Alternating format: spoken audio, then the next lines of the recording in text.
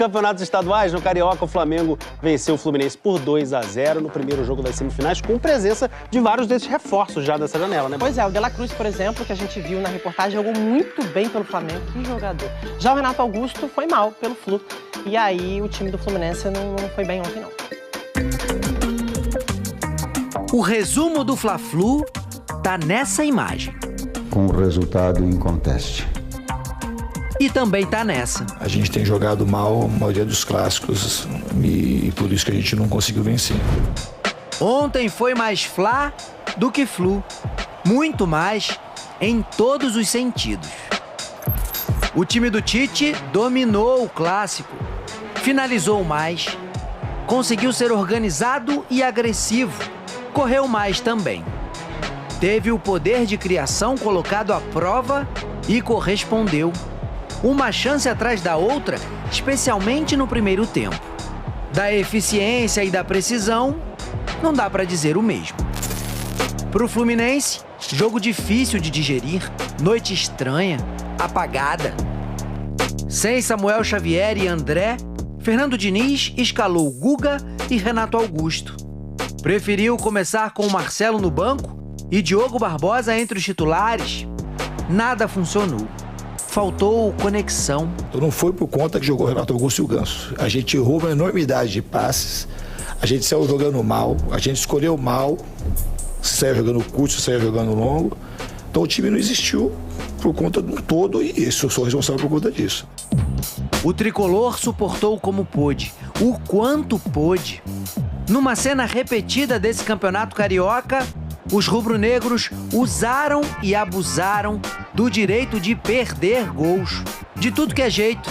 Cebolinha parou em Fábio. De La Cruz escancarou o caminho para o Pedro, mas a cavadinha não foi das melhores. O uruguaio também quis tentar.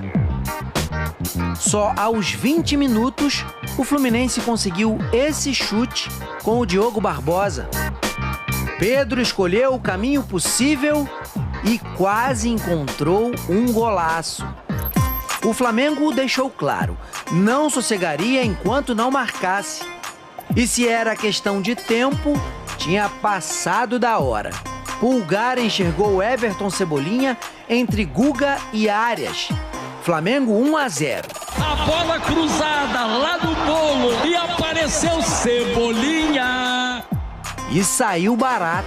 Grande jogo, jogo digno da grandeza do Fla-Flu, da qualidade técnica das duas equipes, de uma grande apresentação. Diniz voltou do intervalo com Marcelo na lateral esquerda, mas perdeu Ganso, machucado, no comecinho do segundo tempo. Lima entrou. O Flamengo também teve uma baixa por problema físico. Ayrton Lucas deu lugar a Vinha. Luiz Araújo assustou. Arias também. O equilíbrio durou quase nada. Cebolinha puxou o contra-ataque e Thiago Santos parou a jogada com falta. O zagueiro foi punido com cartão amarelo. Após a revisão do VAR, o juiz mudou a decisão e aplicou o vermelho. Uma nova e obrigatória pressão rubro-negra começava ali. Com Arrascaeta, o Flamengo passou perto. Vitor Hugo contra Fábio, melhor pro goleiro. Ao Fluminense, uma única saída: tentar não sofrer mais gols. Só que o time falhou. Primeiro erro: deixar o Arrascaeta livre para pensar. Segundo erro: deixar o Pedro solto para voar. Pedro Imperador marca o segundo gol do Flamengo aos 45. Pedro de novo ficou pertinho de fazer o terceiro. O Flamengo abre ótima vantagem para o segundo jogo da semifinal. E ela poderia ser ainda maior não fosse o goleiro Fábio. Para os tricolores, além do resultado, o desempenho do time deixa dúvidas e esfria o sonho do tricampeonato. O Flamengo pode até perder por 2 gols de diferença, que vai à final. Ou seja, o Fluminense precisa fazer 3 gols de vantagem no sábado que vem. Isso contra uma equipe que não sofre gol há 10 partidas. Só sofreu 1 no campeonato. E ainda tem o dado que maltrata os tricolores. A sequência sem vencer clássicos agora é de 12 partidas. A gente tem que melhorar muito o que aconteceu hoje no jogo. Ser um time completamente diferente, com outro tipo de postura, e daí tentar fazer alguma coisa melhor. Uma semifinal que está ainda aberta. Vamos expandir alguns desses números e destacar aqui os dois técnicos, começando pelo Tite. Constância, estabilidade. Aqui, ó, 16 vitórias, 2 empates, 4 derrotas em jogos oficiais, tudo isso, 75,7% de aproveitamento, 42 gols, 11 gols sofridos. Nesse campeonato estadual, apenas 1 gol sofrido, sendo que nem era o Tite nesse jogo, né, Bárbara? Era um time de meninos. O Flamengo já tá com essa cara do Tite. Muito. E ontem fez uma partida até que taticamente impecável contra o Fluminense, né? Em todos os setores do campo. O Flamengo conseguiu pressionar muito a saída de bola do Fluminense e se organizar, porque todo mundo tenta, né? Mas é muito difícil marcar essa saída de bola, porque gera muito espaço para o Fluminense quando não é bem feita.